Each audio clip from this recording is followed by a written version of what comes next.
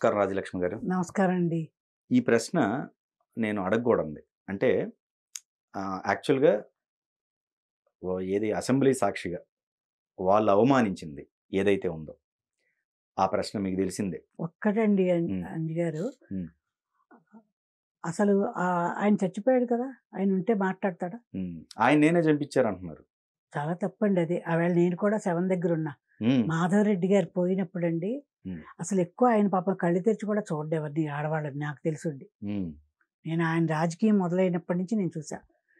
ఈ పార్టీలోకి వచ్చినప్పటి నుంచి ఫాలో అయ్యా అండి మాధవరెడ్డి గారిని. హ్మ్. ఎందుకంటే ఎప్పుడు ఆయన్ని పాపం చాలా ప్రోగ్రామ్‌లు మా దానికొచ్చారు. ఓకే.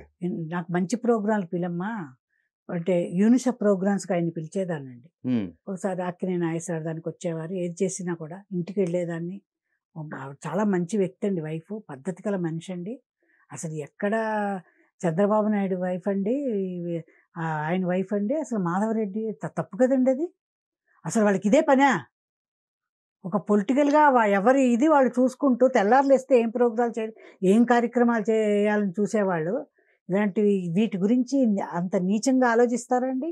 ఈ నీచపు వెధవలు ఎందుకు ఆ మాట అన్నారంటే, పెద్ద అభాండం వేస్తేనే చంద్రబాబు నాయుడిని తొక్కేయొచ్చు. నువ్వు ఎన్టీఆర్‌ని అన్నావు నువ్వు. మరి ఇదే మహాతల్లి ఏం మాట్లాడిందండి మరి తప్పు. నువ్వు అంతదాకా నా కూతురు లాంటిది అని మరి చెప్పొచ్చుగా నందమూరిని ఏడ్చే బదులు. నీకు జగన్మోహన్ రెడ్డి ఎక్కువయ్యాడా? అంత పెద్ద అభాండం వేస్తారండి అసెంబ్లీలో. అసలు ఆయన ఎంత తట్టుకుని ముందుకొచ్చారంటే నిజాయితీ కాబట్టి. ఆ కొడుకు ఎంత బాధపడ్డాడండి, ఆ లోకేష్ పిల్లలు, కోడళ్ళు, ఫ్యామిలీ అంతా ముక్కు మీద వేలేసుకున్నట్టు చేయలేదండి. అలాంటి మాటలు అంటావా? రామారావు గారి పెంపకం ఏమిటి? అదే ఆ రోజు మాట్లాడాడండి ఇదే విషయం. ఆయన కన్నెర్ర చేస్తే రామారావు గారు, బిడ్డలందరూ కూడా అంత దూరంలో నిలబడతారండి వాళ్ళు. అంత స్ట్రిక్ట్‌గా. మీరు ఇంకోటి రామలక్ష్మి గారిని, ఆరుద్ర గారి వైఫ్ మెడ్రాస్‌లో అండి వాళ్ళ ఇంటికెళ్ళి ఆవిడకి కూడా సాహితీ పురస్కారం చేశాను నేను బంగారు పతకంతో రామలక్ష్మి గారికి. హ్మ్. ఆవిడ అందరూ నాకు అన్ని విషయాలు వీళ్ళందరూ కూడానండి చక్కటి విషయాలు చెప్పేవారు. మంచినే గ్రహించేదాన్నండి. వాళ్ళు చెప్పేది కూడా నిజమా? అబద్ధమా? మరి ఎవరి గురించైనా అబద్ధాలు చెప్పినప్పుడు నాకు తెలిసేది. ఇంకోటి నిజం చెప్తారు కదా! హ్మ్. ఒకళ్ళు అలాగ ఆవిడ చెప్పారండి.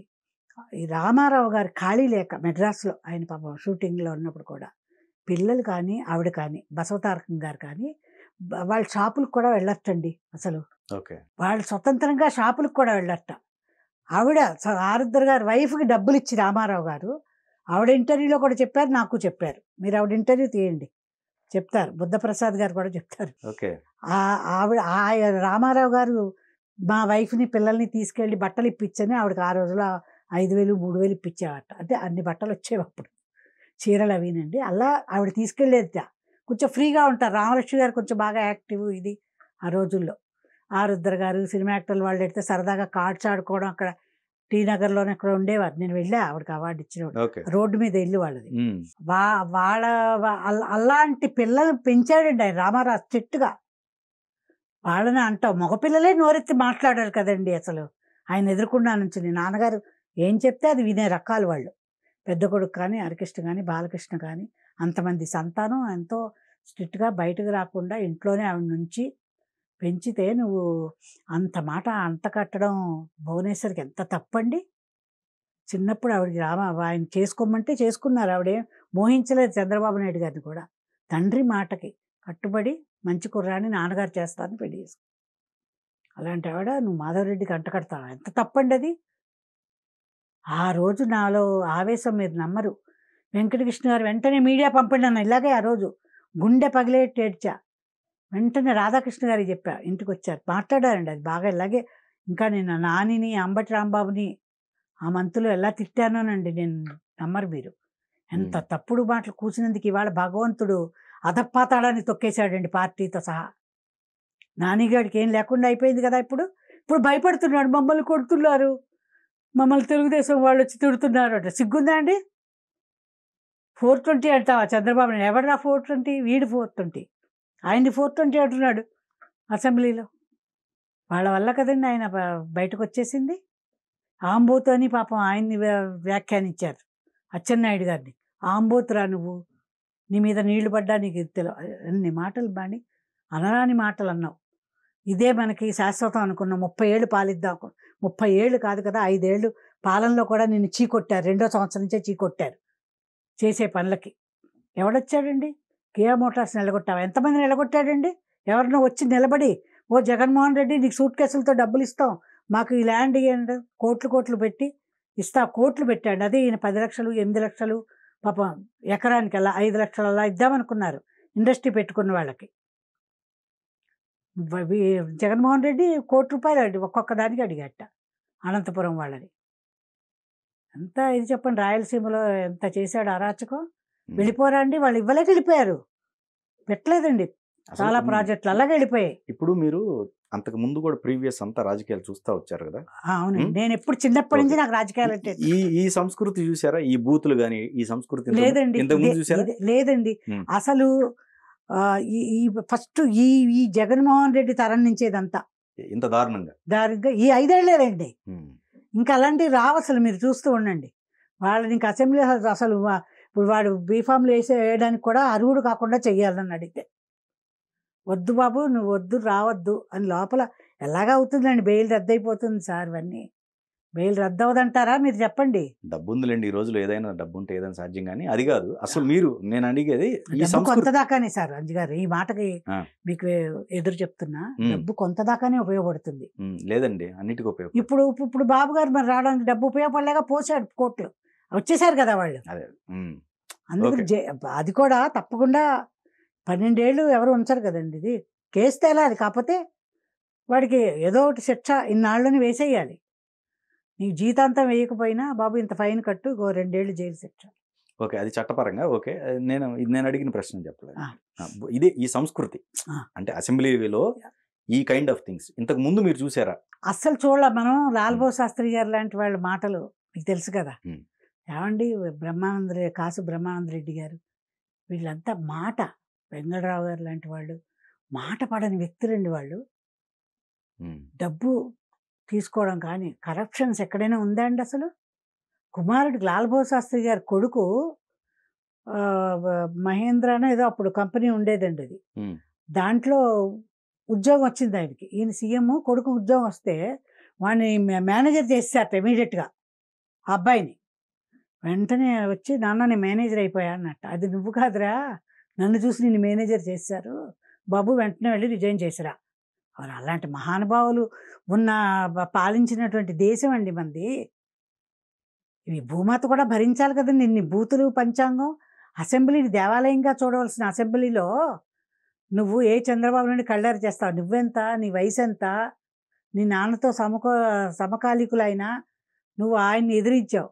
ఆయన పెట్టిన కంట తడి, భువనేశ్వరి గారు ఏడ్చిన కంట తడి, పైలోకంలో ఉన్నటువంటి రామారావు గారు బాధపడ్డ ఇది, అక్క చెల్లెళ్ళు బాధపడ్డారు, పురంధరేశ్వరి గారు బాధపడి ఆవిడ చక్కగా చూడండి ఎలా తీసుకొచ్చారో. వీడిని లాగాలంటే ఒకళ్ళ వల్ల కాదు. ఆవిడ మళ్ళీ బీజేపీలోంచి ఇక్కడ పాపం ఆంధ్రప్రదేశ్కి వెళ్ళి ఆవిడ పగ్గాలు పట్టి ఆ లిక్కర్ గురించి బయటకు లాగి ఎక్కడెక్కడ ఎన్ని సీసాలు పగలకొట్టి ఇవన్నీ ప్రజలు చూశారు అంజు గారు. ఉత్తినే వేయలే ఓట్లు, ధర్మబద్ధంగా జరిగాయి ఓట్లు అనేవి, చాలా ధర్మబద్ధం అండి. పిసికిపోయి ఎలాగైనా ఓడించాలి. నేను చెప్తున్నానుగా, కొవ్వూరు నుంచి నాకు ఫోన్లు, ఆయన గోపాలపురం వ్యక్తి, కొవ్వూరు మరి ఎందుకు వేశారు అన్న, కొవ్వూరుకి ఏం చేయకపోతే తెలవాలి కదా మనకి, వాళ్ళు కొవ్వూరులో మరి ఎందుకు వేశారు మన వాళ్ళందరూ కూడా అని మా బ్రాహ్మిన్స్ మొత్తం వేశారండి.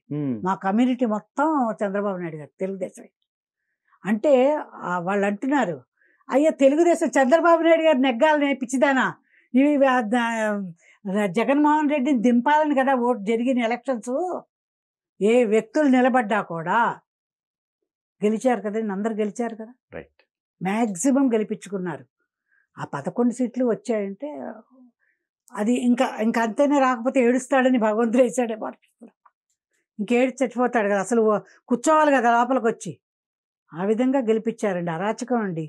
మేము చాలా అసలు ఇంకా ఆయన ఇక్కడి నుంచైనా మారి తల్లిని బాగా చూసుకుని ఆ చెల్లెలకి కంటతడి పెట్టకుండా, చెల్లెల్ని మొన్న వాళ్ళు చూడండి ఎంత దుర్భాషలా ఆడిందండి. అది నువ్వు తిట్టిస్తావా శ్రీరెడ్డి చేత, చెల్లిని తిట్టిస్తావా? నీ రక్తం కదా అది. ఏమండి, రాజశేఖర రెడ్డి గారికి పుట్టిన వాళ్ళు కాదు మీరిద్దరు. ఆవిడ గారాల బట్టి నా కూతురు వైఎస్ఆర్ కని పాపం తల్లి చెప్పిందండి. ఆమె చేత నువ్వు అంతంత డబ్బులు ఇచ్చి ఆమె అంది కదా సోషల్ మీడియాకి డబ్బులు అందిస్తాడు 9 లక్షలు పడేదాకానే ఈ భాగవతం అంతా. 9 లక్షలు పడ్డం ఈ సోషల్ మీడియాలకి ఈ శ్రీరెడ్డి వాళ్ళకి ఆగిపోయాయి అనుకోండి, అది మళ్ళీ ఎదురు తిరిగి జగన్మోహన్ రెడ్డి తిడుతుంది, చూస్తూ ఉండండి. అందుకనే ఆమెను ఎవరిని తిట్టాలని కాదు, అందరూ ఆమెని బ్రెయిన్ వాష్ చేసి ఆ తల్లి ఎంత బాధపడుతుంది చెప్పండి. అసలు పేరెంట్స్ ఎంత బాధపడతారు. వీళ్ళందరిని వాళ్ళు మూయించారండి. ఇంకా రోజానైతే మంత్రివర్గంలోని వాళ్ళు ఒక్కొక్కరిని తీసుకోండి. రోజా ఏమైంది సార్? ఎక్కిరిస్తావా నువ్వు? పవన్ కళ్యాణ్ ఎక్కిరిస్తావా? నువ్వు కొండకు వెళ్ళి అక్కడ డబ్బులు తీసుకునండి, ₹1,00,000 ఎంతమంది చెప్పారు అండి. పైకి వెళ్తే మొత్తం డైరెక్ట్ తీసుకుపోవడంటండి, అదుపు అద్దు లేదు. మినిస్టర్లు అయినా కూడా చంద్రబాబు నాయుడు గారి కాలంలో మేము వెళ్ళాం, మాకు లెటర్లు ఇచ్చేవారు అందరూ. ఆ లెటర్ తీసుకెళ్ళి చూపిస్తే ఒక 5గురు 6గురు మాకు రాజ్కుమార్ వాళ్ళతో వెనకాల ఉండేవారు. ఎప్పుడు కూడా లెటర్ పట్టుకెళ్ళాం తెలుగుదేశంలో ఉన్నప్పుడు. మినిస్టర్లు వచ్చినా కూడా అండి అక్కడ టికెట్ కొని, మినిస్టర్లు అయితే డైరెక్ట్ కడతారు, వెనకాల ఎవరు వచ్చినా కూడా టికెట్ కొనుక్కొని లైన్లోనే పెడతారండి. అయితే బ్రేక్ దర్శనం ఇచ్చేవారు. ఇది ఏంటండి, ఇది పట్టుకుపోవడం, అక్కడ చూసేయడం, వాళ్ళ లక్షలు తీసుకోవడం. ఇంత డబ్బు సంపాదించేసావే, అన్నదమ్ముల నుంచి వాళ్ళకి పార్టీలు ఇప్పిస్తారు నగరి మొత్తం. వాళ్ళ పార్టీ వైఎస్ఆర్సీపీ వాళ్ళే అగెనిస్ట్ అయిపోయారు రోజాకి నగరిలో. అంత డబ్బు సంపాదించావా నువ్వు? అన్ని మాటలు మాట్లాడతావా? అరాచకం జరిగింది సార్, అరాచకం. వినాశకాలే విపరీత బుద్ధి అంజిగారు, అది జరిగింది. వినాశకాలు చేశారు వాళ్ళు, విపరీత బుద్ధి అయ్యింది, మొత్తం తుడిచిపెట్టుకుపోయారు. ఇంకా రావడం అనేది మాత్రం వాళ్ళు పవర్లో లేదండి. ఒకటి భువనేశ్వరి గారు తిట్టినందుకు ఈ పాయింట్లు గుర్తుపెట్టుకోండి. ఒకటి భువనేశ్వరి గారిని అవమానించినట్టు నిండు సభలో దుర్యోధనుడు ఏమయ్యాడు చెప్పండి మీరు? చూశారు కదా, ఆ కాలంలో పురాణ ఇతిహాసాల్లోనే మట్టుకొట్టుకుపోయారు అందరూ, ఆడదాన్ని చెరపట్టారు. అవును, ఆవిడ్ని మాటలు అన్నందుకు చంద్రబాబు నాయుడు గారు కంటతడి పెట్టారు. ఆ పిల్లాడు విలవల్లాడిపోయాడు లోకేష్ బాబు. ఆ బ్రాహ్మణి బయటకు వచ్చింది, ఆ అమ్మాయి పాపం లేత పిల్ల, ఆమె బుగ్గలు అవి చూస్తే పాపం ఎండల్లో తిరిగి ఆ రాజమండ్రి సెంట్రల్ జైలు దగ్గర అవి కొట్టవాడండి. వాళ్ళ లోపల బాధపడుతూ భగవంతుడు చూస్తాడండి అక్కడ.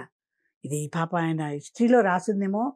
కొంతసేపు అది మబ్బు అంటారు చూడండి, చంద్రబింబానికి చిన్న మబ్బులా వస్తుంది, మళ్ళీ వెళ్ళిపోతుంది, మళ్ళీ ఎండలోకి వెలుగు వచ్చేస్తుంది. అలాగే చంద్రబాబు నాయుడు తన్నుకుంటూ బయటకు వచ్చారండి. ఆ కాసేపు వాడికి దుర్యోధనుడు వికటహట్టహాసం చేస్తాడు చూడండి, అలా వాడు నవ్వుకి బుసిబుసి నవ్వులు ఇట్లా నవ్వుకుంటూ ఎత్తేశారు పోలీసులు, నేనేం చేస్తానన్నాడు. ఒరేయ్ నీకుందిరా అనుకున్నానండి నేను. అలా అంటావా నువ్వు? ఆయన్ని ఎత్తుకుపోయారు, లండన్ వెళ్ళిపోయి ఆయన లోపల కలిసి, తప్పు కదమ్మా. ఇవన్నీ కూడా మేము ఎంతమంది అనలిస్టులు ఆలోచించి సోషల్ మీడియాలో మా మహిళలు కూడా బయటకు వచ్చి మంచి మాటలే మాట్లాడుతున్నారు. కృష్ణకుమారి గారు అనుకోండి, ఆ లాయర్ రమ్య గారు, వాళ్ళు కూడా అందరు తెలుసు. సంజయ్ గారితో అంతా వర్క్ చేశానండి, భూమికలోను, భూమిక సత్య గారు, వాళ్ళందరితో మంచి పనులు చేసిన వాళ్ళు మేమంతా. మల్లా సుబ్బమ్మ గారితో తిరిగిన దాన్నండి కూడా. అందుకని రామారావు గారేంటి, చంద్రబాబు నాయుడు గారేంటి, ఇప్పుడు ఆయన ఎంత కష్టపడాలండి. ఇప్పుడు మామూలు విషయం కాదండి. అక్కడ అప్పులు సార్, అవన్నీ ఎలా సమర్థించాలి, చెయ్యాలి, ఆ ఇదిలో ఉంటారు. వీళ్ళ గురించి ఆలోచించే శక్తి ఉండదు. ఆయన ఒక మాట అన్నారు కదా చంద్రబాబు నాయుడు గారు. మీరు అంతకు ముందు రాజశేఖర రెడ్డి గారి ప్రభుత్వం కూడా ఉంది కదా, అది కూడా చూశారు కదా? చూశాను సార్. ఆయన కూడా సభ నడిపించారు. అప్పుడు ఎలా ఉండేది, ఇప్పుడు ఎలా? అయ్యో, అప్పుడు కూడా నండి ఇలా అరాచకం లేదండి, ఇలా పిచ్చి పిచ్చి వాగుళ్ళు లేవు. మామూలుగా ఏం చేసావయ్యా చంద్రబాబు నాయుడు, ఇప్పుడు కూడా బిట్లు వేస్తూనే ఉంటారు, మీరు చూస్తారు కదా. రోసయ్య గారు ఆయన ఒక మాటని వెనక్కి కూడా తీసుకున్నారు రోసయ్య గారు అండి. అండ్ ఆయనకు కూడా లైఫ్ టైం అచీవ్మెంట్ అవార్డు ఇస్తే మేము వెంకయ్య నాయుడు గారు ఇచ్చారు, సుబ్బరామరెడ్డి గారు హోటల్లో పెట్టారు. పొద్దుటే వస్తా 9 గంటలకు అరేంజ్ చేసుకోమ్మా అన్నారు నాకు. రోసయ్య గారి ప్రోగ్రామ్ అంటే రోసయ్య గారు అంతటి వాడికి నేను వెంకయ్య నాయుడు గారిని తీసుకురానా అని అడిగితే ఆయన నవ్వారు చూసి, నువ్వెందులా తీసుకొస్తావని. బట్ తీసుకొచ్చాను సార్ నేను మాట్లాడి. అలాంటి వాళ్ళంతా అసెంబ్లీలో రోసయ్య గారు, వైఎస్ఆర్ పాపం ఇవిస్తాను వాగ్దానాలు చేసేస్తుంటే రోసయ్య గారు భయపడేవారు. బాబోయ్ ఏంటి మీరు ఇలా చెప్పేస్తున్నారు, ఫండ్స్ ఎక్కడున్నాయి, ఫైనాన్స్ మినిస్టర్ కదా ఆయన, ఎలాగా అని రోసయ్య గారు మదన పడేవారు. అలా ఉండేవండి రాజకీయాలు. చేయకయ్యా ఇలా నిన్ను వాగ్దానాలు చేయకని, పాపం అంటే ఇవ్వాలి ప్రజలకు, ఏదో చెయ్యాలి, ఏదో అడ్జస్ట్ చేయాలయ్యా అనేవారండి. నా వైఎస్ఆర్ అందరిని కలిసేవాడండి ఆయన. పాపం ఆయన నమ్ముకున్న వాళ్ళకి సహాయం చేశాడండి. ఇలా జైళ్ళల్లో కొట్టించడాలు పెట్టడాలు అస్సలు చాలా సాఫ్ట్ కార్నర్ ఉంది. మన అపోజిషన్ పార్టీలో కూడా కొన్ని ప్రాబ్లమ్స్ వచ్చాయి. వచ్చినవి కూడా బాబు గారు ఆయన మాట్లాడుకుని సరిచేసుకునేవాడు. అలా ఆ రిలేషన్ ఉండేదండి మనకి. రాజశేఖర రెడ్డి గారు నేను పర్సనల్గా కలిశానండి. నేను కలిశాను, మా ప్రోగ్రామ్ పిలిస్తే ఆయన కూడా రచ్చబండకి వెళ్ళారు. అదే ఆవేళ 31 సెప్టెంబర్ అప్పుడు మోహన్ బాబుకిను వీళ్ళకి అవార్డ్స్ సార్ నాకు 2009 సార్. ఓకే. 2009లో నేను ఆగస్టులో మా దగ్గర లెటర్ ఉంది, మీకు నెక్స్ట్ చూపిస్తా. ఆయన పాప లెటర్ కొట్టించి ఇచ్చారు నాకు, పంపారండి. అది సెక్రటరియట్కి మా వారిని తీసుకురమ్మన్నా. లెటర్ కొట్టి ఆయన సంతకం పెట్టారట. వైఎస్ఆర్ పట్టుకొచ్చేయండి సార్ మీరు వెళ్ళని మా వారిని పంపించారు. తీసుకొచ్చారండి. మీరు నమ్మరు, 9:30కి 9ంటికి ఈ న్యూస్. పాప అంటే రాలేకపోతున్నానమ్మా, నెక్స్ట్ టైం తప్పకుండా వస్తా అని చెప్పారు ఆయన. ఇలా అయ్యింది అని చెప్పారు. ఆయన ఎంత బాగా మాట్లాడారండి ఆవేళ. అవన్నీ కూడా చాలామంది చెప్పారు ఏ విధంగా అయ్యింది, ఏం సంగతి అని. పాపం ఆయన వెళ్ళొద్దన్నట్టండి ఆయన ఆవేళ. నేను వెళ్ళిన ఒక 4-5 రోజులకో ఏదో వెళ్ళారు ఆయన. మాది సెప్టెంబర్ 22 ప్రోగ్రాం. ఆయన బాబా అది మోహన్ బాబు గారు చదివి వినిపించారు వేదిక మీద. జర్మనీ నుంచి వచ్చేసాడు ఆయన, నాగేశ్వర అవార్డు అంటే. అలా వాళ్ళు చెప్తారు కదండి పాపం. అయితే ఆయన హుందాగానే ఉన్నారు. హుందాండి. వైఎస్ఆర్కు ఉన్న గుణంలో 5వ వంతు కూడా లేదు ఈయనకి. సఖ్యత తండ్రితోనే లేదని చెప్తున్నారు కదా సార్. ఇంకా డబ్బులు డబ్బులు డబ్బులు ఏం చేసుకుంటారు సార్ డబ్బులు.